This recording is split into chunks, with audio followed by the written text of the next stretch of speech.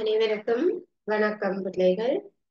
இன்று நாங்கள் தரம் 7 மாணவர்களுக்கான விஞ்ஞான பாடத்துல ஒளி தொடர்பான விடயங்கள் தான் பார்க்க இருக்கிறோம்.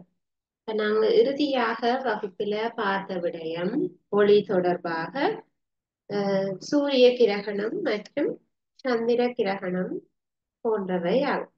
இப்போ ஒளியை பயன்படுத்தி நாங்க சில ஆக்கங்கள் செய்யலாம், நடனங்கள் செய்யலாம், ஷேடோ டான்ஸ்ன்னு சொல்லுவோம். இந்த மாதிரி நிழல் எப்படி உருவாகுதுன்னு சொல்லி பார்த்திருந்தோம். நிழல்கள் தோன்றுவதனால சந்திர கிரகணமும் சூரிய கிரகணமும் நடைபெறும் என்று சொல்லி பார்த்திருக்கோம். சரி, இப்ப இன்று நாங்கள் ஒளியில தளவாடியில பெறப்படுகின்ற பிம்பம். நாங்க தளவாடி நீங்க கதைக்கிறது நார்மலா நீங்க சொல்ற கண்ணாடி பாக்குற இந்த மாதிரி அது உண்மையாக தளவாடி தான் அதனுடைய சரியான சொல்.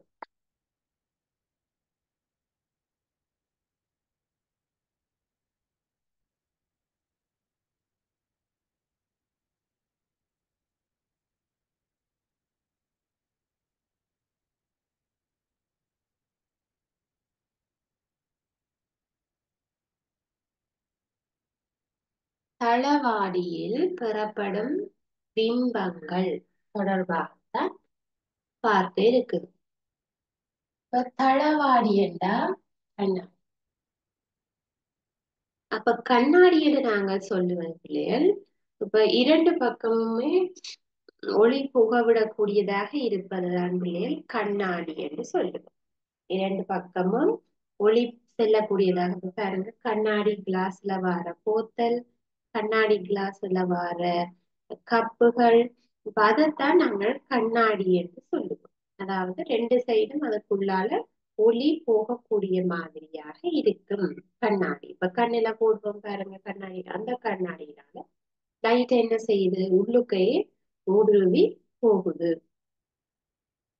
ஆனால் தளவாடி என்று நாங்கள் சொல்லுவது ஒரு சைட்ல இரசம் பூசப்பட்டு இருக்கும். இப்ப நீங்கள் வீட்டுல முகம் பார்க்கின்ற அல்லது நீங்க வெளிக்கிட்டு ட்ரெஸ்ஸிங் டேபிள்ல இருக்கிற கண்ணாடியானது அது தளவாடி என்று அழைக்கப்படும். இப்ப தளவாடியில ஒரு சைடுக்கு இரசம் பூசப்பட்டிருக்கும் பாருங்க. தளவாடிக்கு பின்பக்கம் ஒரு சாம்பல் நிறத்துல ஏதாவது ஒரு இது பூசப்பட்டிருக்கிறது நீங்க அவதானி. இப்ப அப்படி இருந்தாதான் அடுத்த பக்கம் ஏதாவது பூசி இருந்தாதான் உங்களால முன்பக்கம் கண்ணாடியை அவதானிக்க இயலும். சரியா? கண்ணாடி பார்க்கக்கூடிய மாதிரி இருக்கு. அப்ப நாங்க இங்க ஒரு தளவாடியை கீறி காட்டேக்குள்ள ஒரு பக்கமாக இரசம் பூசின மாதிரி காட்டும்.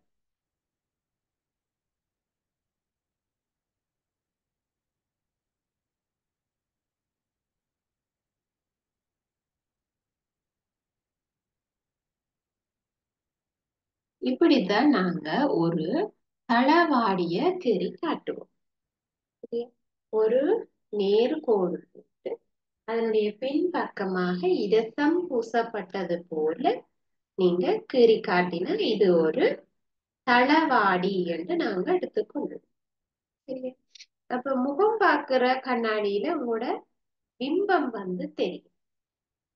இந்த கண்ணாடிக்கு முன்னால நீங்க நின்று பார்த்தா உங்களுடைய முகம் அல்லது உங்களுடைய தோற்றம் கண்ணாடியில தெரியும். அல்லது நல்ல சூரிய ஒளி படுற ஒரு நாடு அந்த முகம் சின்ன கண்ணாடி வட்ட கண்ணாடி இருந்தா அந்த கண்ணாடிய வச்சு ஒரு திறந்த வெளியில இருந்து வர சூரியன் ஒளிய உங்களோட வீட்டு சுவர்கள்ல வெளுத்தின ஞாபகம் இருக்கும். அதாவது தெரிச்சு வந்த ஒளிய நீங்க வீட்டுக்குள்ள வெளுத்தி இருப்பீங்க. சரியா? அப்ப இப்படி ஒளி கதிர்கள், அதாவது சூரியன்ல இது வர ஒளி கதிரோ ஏதோ ஒரு ஒளி கதிர்கள் ஏதாவது ஒரு மேற்பரப்பில பட்டு, இப்ப கண்ணாடி என்றா கண்ணாடி ஒரு மேற்பரப்பு, அதுல பட்டு எதிர் திசையில திரும்பி போறத நாங்க ஒளி தெறிப்பு என்று சொல்லுவோம்.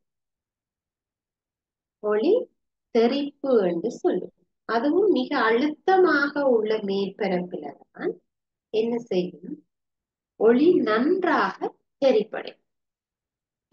தெரிச்சு போறதுன்னா ஏதாவது ஒரு மேற்பரப்பில் வந்து பட வேணும், பட்டுத்தான் தெரிச்சு போகும்.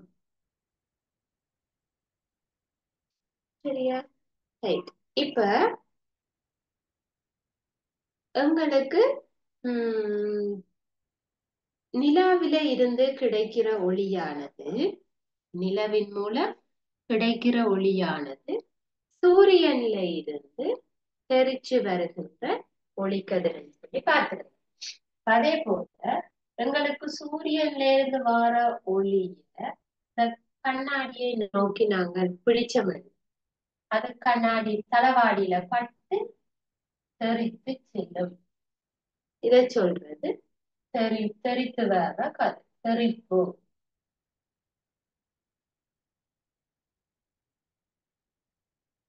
தெரிப்பு என்று சொல்லும்.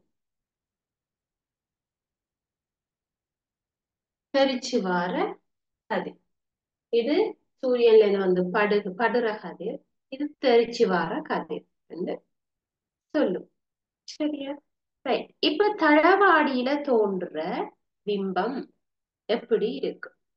தளவாடியில தோன்ற பிம்பம் எப்படி இருக்கும் என்றத கண்டுபிடிக்கிறதுக்கான ஒரு செயற்பாடு தான் பார்க்க போறோம். உங்களோட புத்தகத்துல 168ஆம் பக்கத்துல நீங்க இத பார்க்க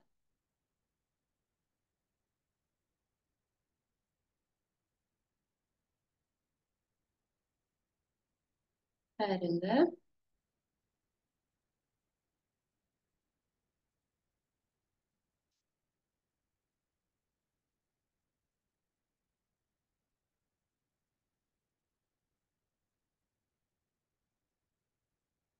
168ஆம் பக்கத்தை எடுத்துக்கொள்ளுங்க. செயற்பாடு ஒன்று இருக்கு.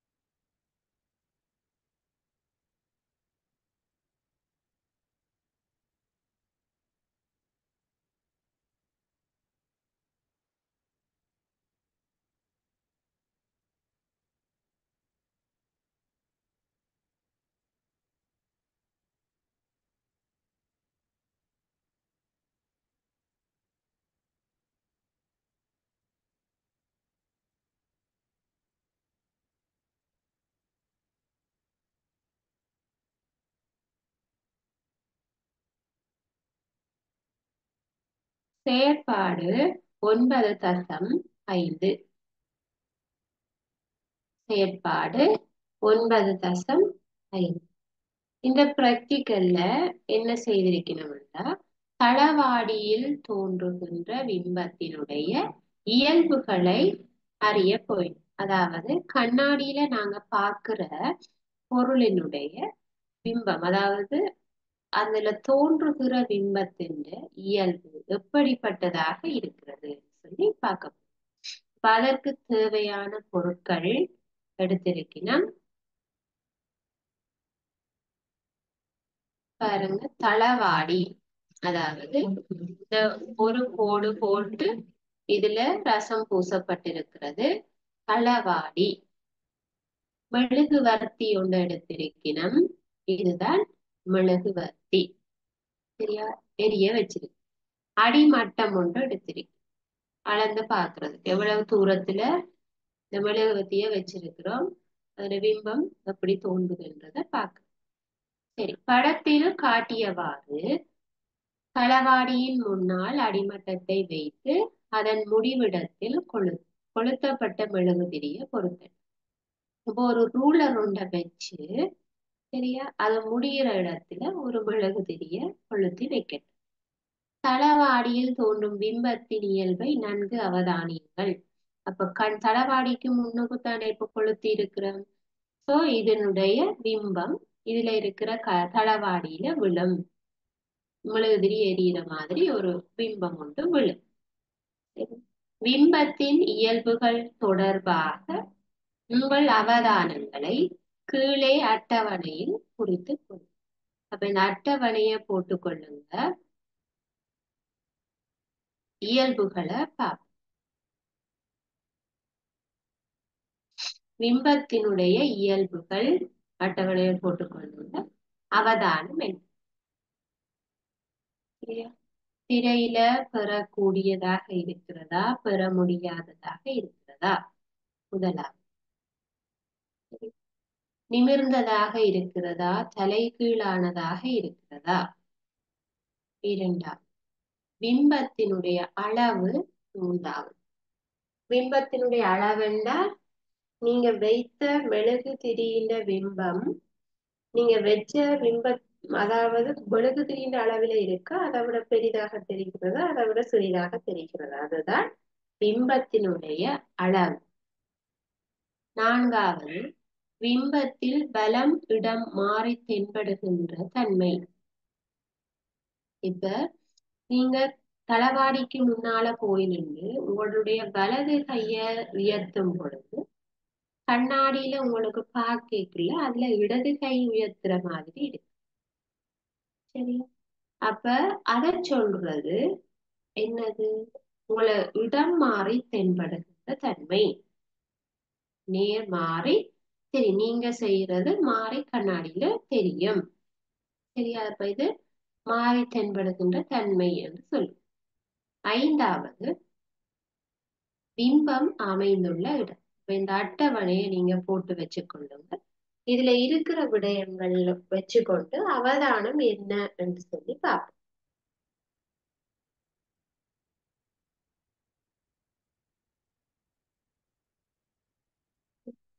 இப்ப நாங்க அட்டவணை புத்தகம் இருந்தா உங்களுடைய புத்தகங்களை பார்த்து நீங்க அட்டவணை போட்டுக்கொள்ளலாம். ரைட். இப்ப பாருங்க, ஒரு திரையில எடுக்கக்கூடிய பிம்பத்தை நாங்கள் உண்மையான பிம்பம் என்று சொல்லுவோம். திரையில எடுக்கக்கூடிய பிம்பத்தை நாங்க ஒரு உண்மையான பிம்பம் என்றும், திரையில பெற முடியாத பிம்பங்களை நாங்கள் மாய பிம்பங்கள். இப்ப பாருங்க, கண்ணாடியில தோன்ற அந்த பிம்பத்தை நாங்க அதை வெளியில எடுக்க முடியாது. எல்லாம் அது ஒரு பிரிண்டா எடுத்தோ அப்படியெல்லாம் கண்ணாடியில தெரிகிறது, நாங்க எடுக்க இயலாது. அதை சொல்றது மாய பிம்பம். கண்ணாடியில வர பிம்பம் மாய பிம்பம். அது ஒரு மாய பிம்பம். யாராவது முன்னால நின்றா தெரியும், திருப்பி நகர்ந்து போனா அதுல தெரியாது, அல்லது அதுல தெரிகிற பிம்பத்தை எங்களால எடுக்கவும் இயலாது. சரியா? அதை சொல்லுவோம் மாய பிம்பம். சரியா? அப்ப கண்ணாடியில எங்களுக்கு தளவாடியில தோன்ற பிம்பம் மாய பிம்பம். அப்ப மாய பிம்பத்தை திரையில பெற முடியாதுன்னு சொல்லு. திரையில பெற முடியாததுதான் பிம்பம், மாய பிம்பம். அப்ப கண்ணாடி எங்களை தளவாடியில பாக்குறது என்னது? மாய பிம்பம். அதை நாங்க திரையில எடுக்க இயலாது. அப்ப எங்களுடைய முதலாவது அவதானத்துக்கு பாருங்க, இந்த அட்டவணையில சொல்லிடு. பிம்பத்தின் இயல்பில முதலாவது திரையில பெறக்கூடியதா அல்லது பெற முடியாததான். அப்ப கண்ணாடியில வார பிம்பம் என்ன பிம்பம்? தளவாடியில தெரிகிறது மாய பிம்பம். அது ஒரு மாய பிம்பம். மாயம் என்று சொல்லுவோம். கண்ணாடியில இருக்கிறது மாய பிம்பம். அப்ப அதை நாங்க திரையில என்ன செய்ய இயலாது, பெற முடியாது. இப்ப நீங்க அவதானத்துக்குள்ள இந்த பெற முடியாதுன்றத போட்டுக்கொள்ள வரும். சரியா? இதுக்குள்ள பெற முடியாது, அதாவது அது திரையில நாங்க எடுக்க இயலாம இருக்கும். சரியா? ரைட். இப்ப அவதானம் நீங்க எழுதிக்கொள்ள வேண்டும். பெற முடியாது என்பதுதான் அவதான். இரண்டாவது பாருங்க, நிமிர்ந்தது அல்லது தலைகீழானது சொல்லிடு. இப்ப நீங்கள் கண்ணாடியில அல்லது தளவாடியில போய் முகம் பார்க்க போறீங்க. நீங்க முகம் பார்க்கக்குள்ள உங்களை நிமிர்ந்து காட்டுமா இல்ல தலைகீழாக காட்டும்? அல்லது இப்ப நீங்கள் இந்த மெழுகுதிரிய எரிய வச்ச நீங்க அந்த மெழுகுதிரி எரியுது. அந்த மெழுகுதிரியில பிம்பத்தை நீங்க தளவாடியில பாக்குறீங்க, அதுலயும் மெழுகுதிரி எரியிற மாதிரி தோணும். இப்ப மெழுகுதிரி நிமிர்ந்த மாதிரியே தோன்றுமா அல்லது தலைகீழா எரியிற மாதிரி தோன்றுமா? யோசிச்சு பாருங்க. நிமிர்ந்த மாதிரி இருக்கு. எப்படி இருக்கும்? பிம்பம் நிமிர்ந்ததாக இருக்கும். பாருங்க, தளவாடிக்கு முன்னால நீங்க போய் நின்று தலை இழுக்கிறதா இருந்தாலும் சரி, உடுப்பு போட்டு வலிக்கிறதா இருந்தாலும் சரி, உங்களுடைய பிம்பம் உங்களுடைய பிம்பத்தை பார்த்துத்தான் நீங்க வெளிக்கிட போறீங்க. அப்ப அந்த பிம்பம் நீங்க நிமிர்ந்து நிக்க உங்களோட பிம்பம் தலைகீழா தெரிஞ்சா நீங்க எப்படி வெளிக்கிறது? எப்படி தளவாடியை பார்த்து வெளிக்கிடுவீங்கள்? கஷ்டம்தானே. ஆகவே உங்களுக்கு கண்ணாடியில தோன்ற பிம்பமானது எப்படி இருக்கும்? நிமிர்ந்ததாக இருக்கும். கண்ணாடியில நீங்க பார்க்கக்குள்ள அது நிமிர்ந்ததாக இருக்கும். அப்ப உங்களுக்கு இரண்டாவதுக்குரிய அவதானம் நிமிர்ந்ததாக இருக்கும். நிமிர்ந்து தெரியும். நிமிர்ந்ததாக காணப்படும். சரியா? மூன்றாவது பாருங்க, பிம்பத்தினுடைய அளவு. பிம்பத்தினுடைய அளவு பாருங்க, கண்ணாடியில ஒரு பொருள் வச்சு பார்க்க சரி, இந்த மெழுகுதிரிய நாங்க வச்சு பார்க்க அதே அளவுல பிம்பம் தெரிந்தா இல்ல இதுல இருக்கிற மெழுகுதிரிய விட இது பெருசா இருக்குதா பிம்பம், அல்லது வைக்கப்பட்டிருக்கிற பொருள் மெழுகுதிரிய விட சின்னதா தெரியுதா? பாருங்க.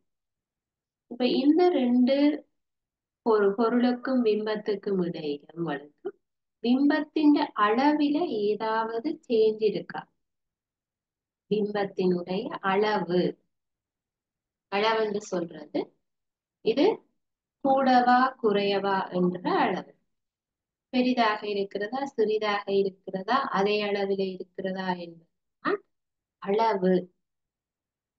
சரி, அப்ப பாக்குறோம் பொருளும் பிம்பமும் ஒரே அளவு. பொருளும் பிம்பமும் ஒரே அளவில இருக்கும். அதுல எந்த மாற்றமும் இருக்காது.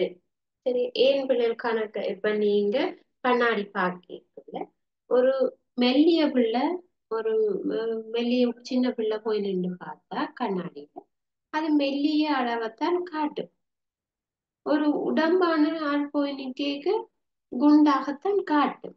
அப்ப தலைவாடி என்ன செய்யும்? பொருளினுடைய அளவைத்தான் காட்டும் என்று சொல்லும். பொருளினுடைய அளவைத்தான் காட்டும். அல்லது பிம்பம் பொருள் அளவானதாக இருக்கும். பிம்பம் பாருங்க, இதுல உள்ள பிம்பமானது பொருளினுடைய அளவானதாக இருக்கிறது என்று சொல்லுவோம். பிம்பம் பொருள் அளவானது. சரியா? அப்ப பிம்பத்தினுடைய அளவு என்னது? பொருளினுடைய அளவிற்கு சமனாக இருக்கும் என்று சொல்லி நீங்க எழுதணும். பிம்பம் பொருளின் அளவானதாக இருக்கும். எழுதிக் கொள்ளுங்க. மூன்றாவதுக்கு பிம்பத்தின் அளவு எப்படிப்பட்டதா இருக்கும்டா, இந்த பிம்பத்தின் அளவை பாருங்க பொருளினுடைய அளவுக்கு சமனானதாக இருக்கு. இந்த பொருளை போல இருக்கு.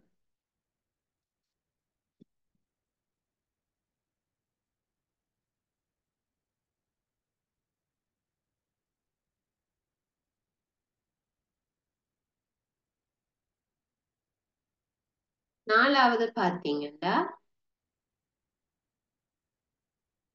பிம்பத்துல வலம் இடம் மாறி தென்படுகின்ற தன்மை.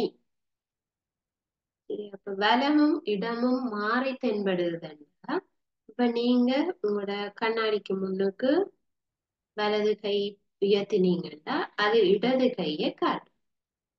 அதே மாதிரி நீங்க சில ஆங்கில எழுத்துக்களை கொண்டு போய் தளவாடிக்கு முன்னால பிடிச்சு பார்த்தா தெரியும், அது மாறித்தான் காட்டும். இப்ப நீங்க பி என்ற ஆங்கில எழுத்து நார்மலா நீங்க வச்சு முன்னுக்கு பார்க்க இப்படி பார்த்திருப்பீங்கள் ஆங்கில எழுத்து. சரியா?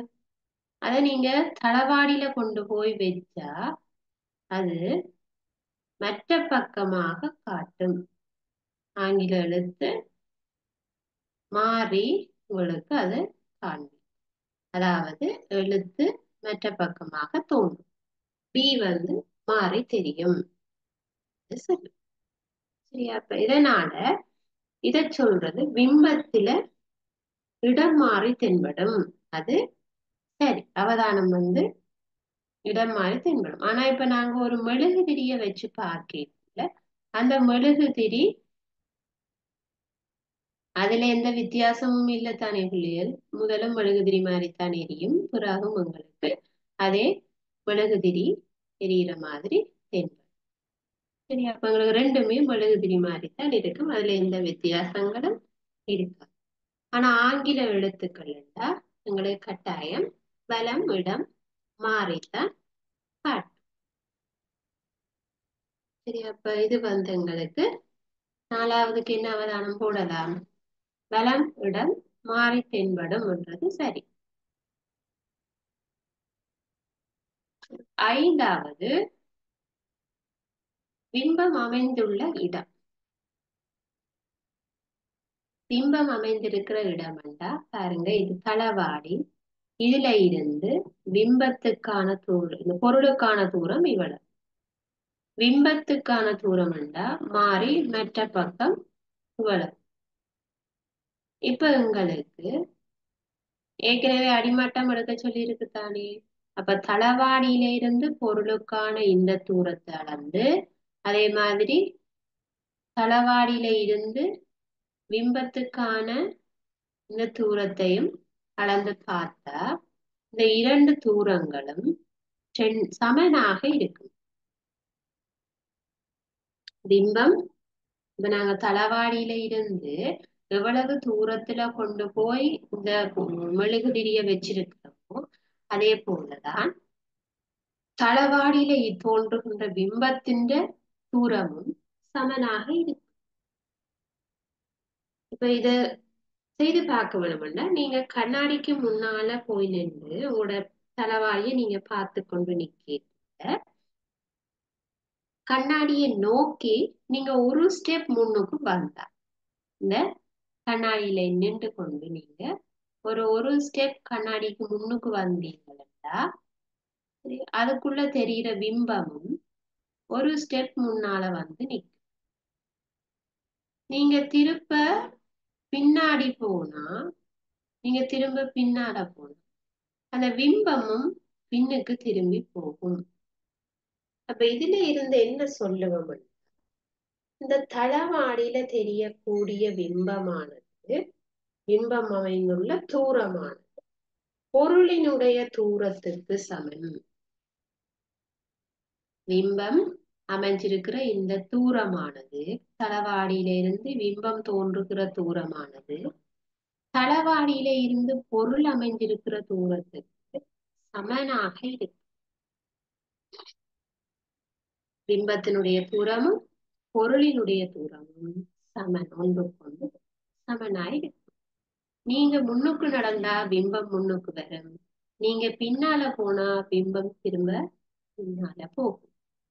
அப்ப பிம்பம் அமைந்துள்ள இடத்துக்கு எழுதுங்க, பொருளின் தூரம் பிம்பத்தின் தூரத்துக்கு சமன் ஆகும். பொருளினுடைய தூரமும் பிம்பத்தினுடைய தூரமும் சமன் என்று சொல்லும். சரியா? அப்ப இது உங்களுக்கு விளங்கி இருக்கும் என்று நினைக்கிறேன். ரைட்? அப்ப இந்த பிராக்டிகல்ல நாங்க என்ன பார்த்தோம்? எங்களுக்கு தளவாடியில தோன்றுகிற பிம்பங்கள் எப்படிப்பட்டவையாக இருக்கிறது சொல்லி பார்த்திருக்கோம். இப்ப தளவாடி என்பது நீங்கள் பார்க்கிற கண்ணாடியத்தை, முகம் பார்க்கிற கண்ணாடியத்தை நாங்க இங்க தளவாடின்னு சொல்லி கரைப்போம். சரியா? அப்ப இதே மாதிரி உங்களுக்கு இன்னொரு பிராக்டிக்கல் தந்திருக்கு. கண்ணாடி துண்டு ஒன்று வச்சிருக்கிறோம், பொருள் இருக்குது, பிம்பம் இருக்கு. அதுக்கு இடையில ஒரு கண்ணாடி துண்டுக்கு சர்வ சமனான 2 மெழுகுவர்த்திகள் வச்சிருக்கிறோம், அடிமட்டம் திரை.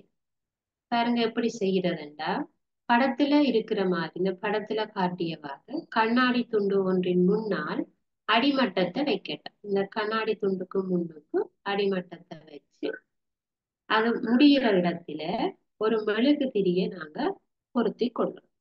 சரி, அதை உருக வச்சு அதுல ஒட்டினீங்கன்னா மெழுகு உருகி வரைக்கும் அதுல ஒட்டு. கண்ணாடி துண்டில் தென்படும் பிம்பத்தினுடைய இயல்புகளை அவதானி. இப்ப இதுண்ட பிம்பம் பாருங்க, விஞ்ஞான தோன்றும் பிம்பம் அந்த கண்ணாடியில தோன்றும், அதை பாருங்க. தளவாடியில் தோன்றுவது போன்றான ஒரு பிம்பம் உமக்கு கிடைக்கும். சரி, அந்த செயற்பாட்டை ஒரு இருளான இடத்துல செய்து பார்க்கிறது தான் பொருத்தமானது. அப்ப நீங்க கண்ணாடியில வச்சு பார்த்தா தளவாடியில எப்படி தெரியுதோ அந்த மாதிரி உங்களுக்கு தெரியும். இப்ப நாங்க பிம்பம் தோன்ற இடத்தை கண்டுபிடிக்கிறதுக்கு ஒரு கீழுள்ள செயற்பாட்டை மேற்கொள்ளும். பிம்பம் எங்க தோன்றுது என்றதை கண்டுபிடிக்க, அதாவது அளக்குறது கஷ்டம் தானே. கண்ணாடிக்குள்ள இருக்கிற பிம்பத்தின் தூரத்தை நாங்க கண்ணாடிக்குள்ள போய் அளக்க இயலாது தானே. அப்ப அதை கண்டறியறதுக்காக இப்படி ஒரு செயற்பாடை செய்யலாம். சரி, அதாவது பிம்பம் தோன்றுகின்ற இடத்தை கண்டறிவதற்காக கீழுள்ள செயற்பாட்டை மேற்கொள்ளலாம். அப்ப மற்றைய மெழுகுதிரிய, அப்ப நாங்க 2 மெழுகுதிரி எடுத்தோம். ஒரு மெழுகுதிரிய ஏற்கனவே அடிமட்டத்துல ஒட்ட வச்சு, அப்ப மற்றைய மெழுகுவர்த்தியை பிம்பம் தோன்றும் இடத்துல நிலை நிறுத்துங்கள். சரி, அதாவது நீங்க ஒரு கண்ணாடி எடுத்தீங்கன்னா அதுக்குள்ளால அந்த லைட்டு போகும், உங்களுக்கு மற்ற பக்கத்துல அதோட பிம்பம் எவ்வளவு தெரிய வர வேணும்னு தெரியும். அந்த இடத்துல நீங்க அதை 2வது மெழுகுவர்த்திய வைக்கவும். அப்ப அதனுடைய பருமனை பாருங்க. அப்ப கண்ணாடி துண்டுல 1வது மெழுகுவர்த்திக்கு உள்ள தூரம் நீங்க ஏற்கனவே வச்சிருக்கிற அடிமட்டத்துல தெரியும். அதே அடிமட்டத்தை நீங்க மற்ற சைட்டும் தூரத்தை 2வது மெழுகுவர்த்திக்கான தூரத்தை அளந்தீங்கன்னா 2 சைட்டும் இருக்கிற தூரம் ஒரே அளவாக இருக்கும். சரியா? அப்ப அதுல இருந்து கிடைக்கக்கூடிய அவதானத்தை அட்டவணையில போடட்டும். இப்ப எங்களுக்கு முதலாவது பிம்பத்தின் அளவு எப்படி இருக்கும்? பிம்பத்தின் அளவு பொருளின் அளவுக்கு சமனா இருக்கும். எப்பவும் பிம்பத்தின் அளவு பொருளின் அளவுக்கு சமனா இருக்கும். கண்ணாடி துண்டுல இருந்து முதல் மெழுகுவர்த்திக்கான தூரம் எவ்வளவுன்னு அளக்கட்டும். இப்ப எங்களுக்கு அது ஒரு 10 சென்டிமீட்டர்ல இருக்கு அப்படின்னு நாங்க எடுத்துக்கொள்றோம். சரியா? இப்ப கண்ணாடியில இருந்து மெழுகுவர்த்தி ஒரு 10 சென்டிமீட்டர்ல வச்சிருக்கேன். கண்ணாடி துண்டுல இருந்து 2வது மெழுகுவர்த்தி 10 சென்டிமீட்டர்ல இருக்கு. சரியா? அப்ப அது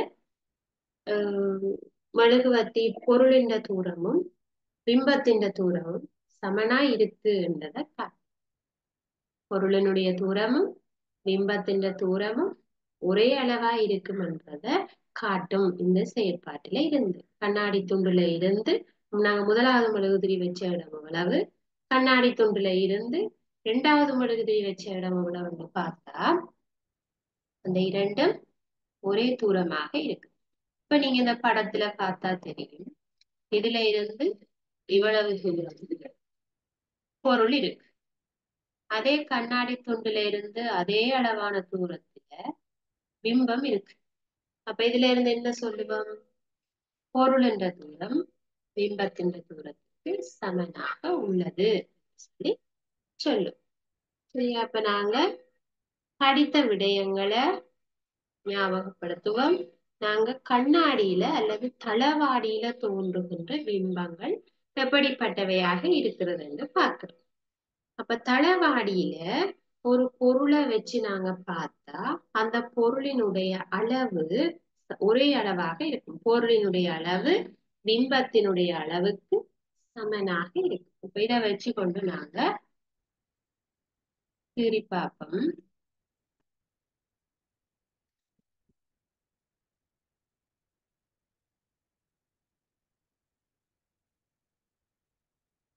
பாருங்க, உங்களுக்கு அடுத்த பக்கத்துல தளவாடியில தோன்ற பிம்பத்தை இலகுவாக இனங்காண்றதுக்காக இந்த படம் தரப்பட்டு அந்த படத்தை கீறி கொள்ளுங்க.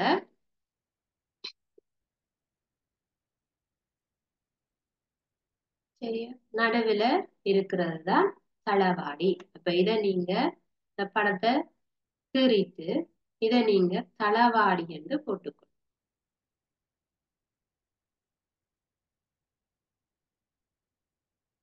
இதை நீங்கள் தளவாடி என்று போடும். படத்தை கீறிட்டு இதுல தளவாடி என்று குறிச்சு கொள்ளும்.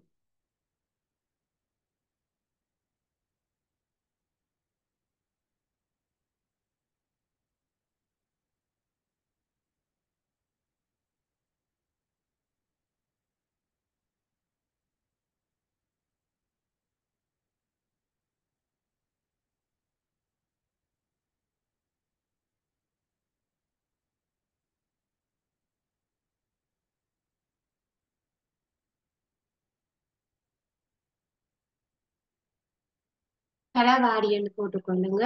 நடுவுல இருக்கிறது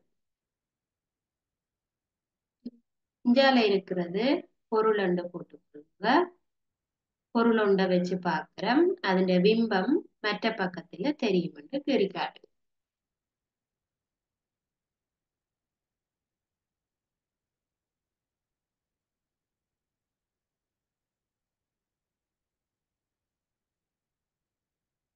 அந்த படத்தை தெரிக்கொள்ளுங்க.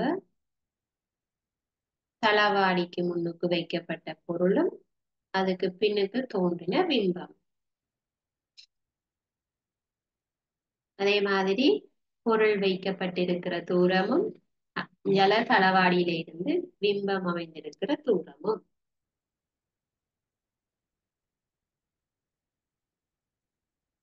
தெரிக்கொள்ளுங்க.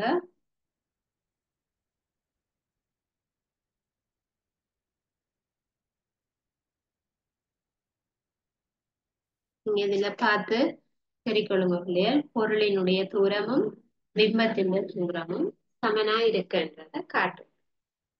ஒரே அளவா கீறிக்கொள்ளுங்க.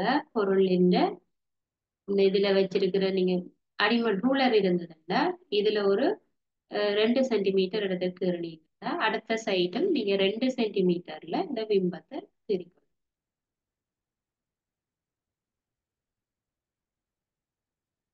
இந்த தூரம் பிம்ப தூரத்துக்கு சமனாக இருக்க வேண்டும். பொருளினுடைய தூரமும் பிம்ப தூரமும் சமன். அதே மாதிரி நீங்க கீறின பொருளின் அளவு நீங்க கீறின பொருளின் அளவும் நீங்க கீறின பிம்பத்தின் அளவும் சேமா இருக்க வேண்டும். இப்ப நாங்க தளவாடியில எங்களை பார்க்க எங்களை போலதான் அது தோற்றம் அளிக்கும். நாங்க குண்டா இருந்தா தளவாடியில குண்டா தெரியும், மெல்லிசா இருந்தா மெல்லிசா தெரியும். அப்ப தளவாடி பொருளினுடைய அதே அளவை காட்டக்கூடியது. இப்ப நீங்க பொருள் எந்த அளவுக்கு கீறுறீங்களோ அதே அளவு இப்ப இதை நீங்க 1 சென்டிமீட்டர்ல கீறியிருந்தா அதே மாதிரி 1 சென்டிமீட்டர்ல பிம்பத்தையும் கீறும். கீறினார்கள் தளவாடியில தோன்றுகின்ற பிம்பத்தினுடைய இயல்புகள் என்று சொல்லி தந்திருக்கு. சரியா? தளவாடியில தோன்றும் பிம்பத்தினுடைய இயல்புகள் என்று போட்டுட்டு சரியா இதை போட்டுட்டு தலையங்கமா போடுங்க. தளவாடியில தோன்றும் பிம்பத்தின் இயல்புகள். முதலாவது இயல்பு திரையில பெற முடியாது. இதைத்தான் நாங்க பார்த்து நாங்க அதுல தோன்றுவது ஒரு மாய பிம்பம். மாயமான ஒரு பிம்பம் வரும். அதை நாங்க திரையில எடுக்க இயலாது. முதலாவது. இரண்டாவது பாத்தீங்கன்னா, பொருள் நிமிர்ந்ததாக தெரியும். சரியா, நிமிர்ந்துதான் இருக்கும். நீங்க கண்ணாடியில பாக்கீங்க, உங்களை நிமிர்ந்துதான் தெரியும். தலகுலா தெரியுறதுல தானே உங்களை, அது நிமிர்ந்தது. எழுதிக்கொள்ளுங்க. இரண்டாவது இயல்பு நிமிர்ந்தது. நீங்க இதே மாதிரி டோட்ஸ போட்டு அது ஒரு நோட்ஸ் மாதிரி எழுதிக்கொள்ளுங்க. இதற்கு வினாவாக வர்றதா இருந்தால், தளவாடியில் தோன்றுகிற பிம்பத்தினுடைய இயல்புகள் எவை என்றுதான் கேட்கும். மூன்றாவது, பிம்பம் பொருள் அளவானது. பாருங்க, இதுல இருக்கிற பொருளும் பிம்பமும் ஒரே அளவானது. பிம்பமானது பொருள் அளவானதாக இருக்கும். எழுதிக்கொள். பிம்பம் பொருள் அளவானதாக இருக்கும்.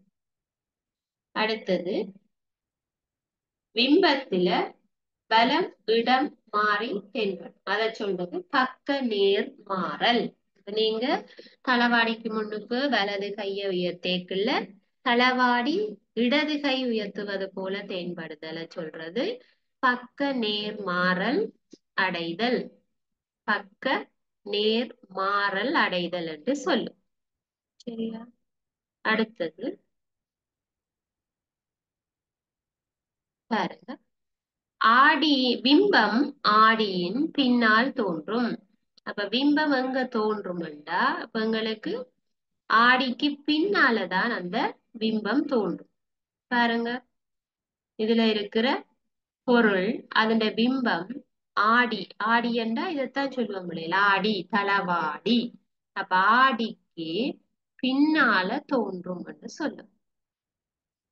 ஆடிக்கு பின்னால் தோன்றும் பிம்பம் ஆடியின் பின்னால் தோன்றும். இருக்கு, இதுதான் தளவாடி. சோ அதுக்கு பின்னால பிம்பம் தோன்றும். அதே மாதிரி ஆடியில் இருந்து பொருளுக்கு உள்ள தூரம், ஆடியில இருந்து தளவாடியில இருந்து பொருளுக்கான தூரம், இந்த தூரத்தை சொல்றோம் பொருள் தூரம். பொருள் தூரமானது ஆடியில் இருந்து பிம்பத்துக்குள்ள இந்த தூரத்துக்கு சமனாகும். பொருள் தூரம் சமன் பிம்பத் தூரம். அதைத்தான் இப்படி எழுதியிருக்கிறோம். நீங்க இதை பார்த்து எழுதிக் கொள்ளலாம். அல்லது பொருள் தூரம் என்று போட்டு சமன் என்று போட்டு சமனுக்குரிய குறியீடு போட்டு பிம்ப தூரம் என்று போட்டுக் கொள்ளலாம். இரண்டும் சமனாக இருக்கு. பொருள் தூரமும் பிம்பத்தினுடைய தூரமும் சமனாக இருக்கிறது சொல்லி பார்க்கிறோம். சரியா? அப்ப இது இவ்வளவுமே தளவாடியில் தோன்றும் பிம்பத்தினுடைய இயல்புகள். சரியா? அப்ப உங்களுக்கு ஒரு படம் வினாவாரதாக இருந்தால், உங்களுக்கு ஒரு தளவாடியில இப்படி ஒரு அம்புக்குரிய தந்திருக்கிறது, ஒரு பொருள் இருக்கிறது. அப்ப இந்த பொருளுக்கான பிம்பத்தை நீங்கள் வரைங்க. நீங்களாக பொருளினுடைய பிம்பத்தை வரைக என்று சொல்லி சொன்னா, நீங்க என்ன செய்யலாம்? என்ன செய்ய வேணும்? அவை தந்திருக்கிற அந்த பொருளுக்கும் அந்த தளவாடிக்கும் இடையில எவ்வளவு தூரம் இருக்குன்னு நீங்க ரூலரை வச்சு பார்க்கவும். அவர்கள் வினாவில தந்திருந்தா நீங்க அந்த பொருள், அவர்கள் தந்திருக்கிற பொருள் கீறப்பட்ட இடத்துல இருந்து தளவாடி எவ்வளவு தூரத்துல இருக்கு, அதாவது எவ்வளவு சென்டிமீட்டர்ல இருக்குன்னு வந்து பாருங்க. மேபி அது 1 சென்டிமீட்டர், 2 சென்டிமீட்டர், 3 சென்டிமீட்டர்ல அவர்கள் பொருளை வச்சிருந்திருக்கு. அதே அளவு 3 சென்டிமீட்டரை அந்த தளவாடிக்கு மற்ற பக்கத்துல வச்சு நீங்க பிம்பத்தை கீறி காட்டலாம். சரி, பிம்பத்தை கீறி காட்டுறேன்னா அவர்கள் தந்த அதே மாதிரி ஒரு அம்புக்குரிய மற்ற பக்கம் போட்டுட்டு பிம்பம் நீங்க பேர் எழுதிட்டா சரி. அதுல நீங்க எப்படி கண்டுபிடிச்சு நீங்க கேட்பேன், பிம்பத்தின் அளவை நீங்க எப்படி, பிம்பத்தின் தூரத்தை நீங்க எப்படி கண்டறிந்தீர்கள்? அப்ப எப்படி கண்டறிந்தோம்? தளவாடியில இருந்த பொருள் எவ்வளவு தூரத்துல இருக்கிறதுன்னு பார்த்து அதே அளவு தூரத்துல தான் பிம்பம் இருக்கும். அதாவது தளவாடியில தோன்றும் பிம்பத்துக்கு ரெண்டு தூரமும் சமனா இருக்கும்ன்றத கண்டுபிடிச்சதுனாலதான் எங்களால இந்த பொருளுக்கு பிம்பம் கீறக்கூடியதாக இருக்கிறதுன்னு சொல்லுவோம். சரியா? ரைட். அப்ப தளவாடியில் தோன்றும் பிம்பத்தினுடைய இயல்புகள் 4 தருகன்னு கேட்பிடும். இப்ப இதுல உங்களுக்கு பாருங்க 2, 4, 6 இயல்பு இருக்கு. இதுல ஏதாவது உங்களுக்கு நினைவுல இருக்கக்கூடிய 4 வகையான இயல்பை நீங்க எழுதிக்கணும். உதாரணமாக கண்ணாடியில தெரிகிறது ஒரு மாய பிம்பம், தளவாடியில நிமிர்ந்து தெரியும், பிம்பமும் பொருளுன்ற அளவும் சமனா இருக்கும், மாறி தென்படும், பக்க நேர் மாறி தென்படும், ஆடிக்கு பின்னால பிம்பம் இருக்கும், பொருளின் தூரம் பிம்ப தூரத்துக்கு சமனா இருக்கும் என்று நாங்க பாக்குறதுல தளவாடியில வர பிம்பத்தின் இயல்பு. அப்ப இதுல உங்களுக்கு எது ஞாபகம் இருக்கிறதோ அதை நீங்க ஞாபகம் வச்சிருந்தீங்கன்னா அந்த 6ல ஏதாவது ஒரு 4 ஞாபகம் வச்சிருந்து நீங்க எழுதி கொள்ளலாம். இப்ப அந்த பக்க நேர்மாறல் என்று நாங்க சொல்றது இப்போ தளவாடிக்கு முன்னுக்கு பாருங்க சில கார்ட்போர்ட்ல எழுதி எடுக்கப்பட்ட எழுத்துக்கள், ஆங்கில எழுத்துக்களை தளவாடிக்கு முன்னால நீங்க ஒவ்வொன்றாக வச்சு அவதானிக்கட்டாம். உங்க வீட்டையும் நீங்க போயிட்டு கண்ணாடிக்கு முன்னால இந்த எழுத்துக்களை ஒரு ஒரு ஒற்றையில எழுதிட்டு வச்சுப்பாரு. இப்ப நீங்க பி என்ற எழுத்து அதுக்கு முன்னுக்கு பார்த்தா பாருங்க தளவாடியில மற்ற பக்கமாக அந்த பி தெரியும். இப்போ ஓ என்ற எழுத்து நீங்க வச்சு பார்த்தா அதே மாதிரி தான் இருக்கும் ஓ. ஏன்னா அது மாறினாலும் வட்டம் மாதிரி தான் இருக்கும். சோ அதுல டிஃபரெண்ட் இருக்காது. நீங்க பி என்ற எழுத்தை வச்சு பார்த்தீங்கன்னா பி மாறி தென்படும். டி என்ற எழுத்தை வச்சு பார்த்தீங்கன்னா டி என்ற எழுத்து மாறி தெரியும். சரியா? அப்ப தளவாடியில இருக்கிற அந்த இயல்பு பக்க நேர் மாறல் என்று சொல்லுவோம். நீங்க ஒரு வலது கையை தூக்கிக பிம்பம் இடது கையை தூக்கும். பக்க நேர்மாறல் என்று நாங்கள் அதை அழைப்போம். சரியா? அப்ப இன்றைக்கு நாங்க பார்த்த விஷயங்கள் இதுதான். உங்களுக்கு இதுல ஏதாவது டவுட் இருந்தா நீங்க கேட்கலாம்.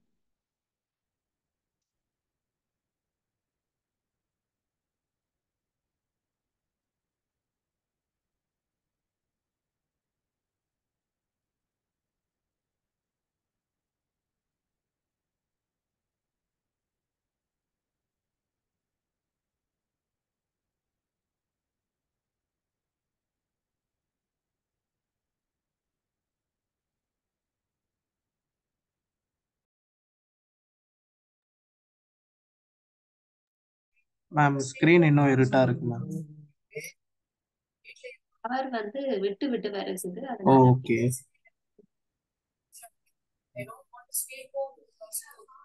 உங்களுக்கு எந்த டவுட்டும் இல்லையா பிள்ளைகள்? நாங்க இதனுடைய தொடர்ச்சியை அடுத்த வகுப்புல பார்க்கலாம்.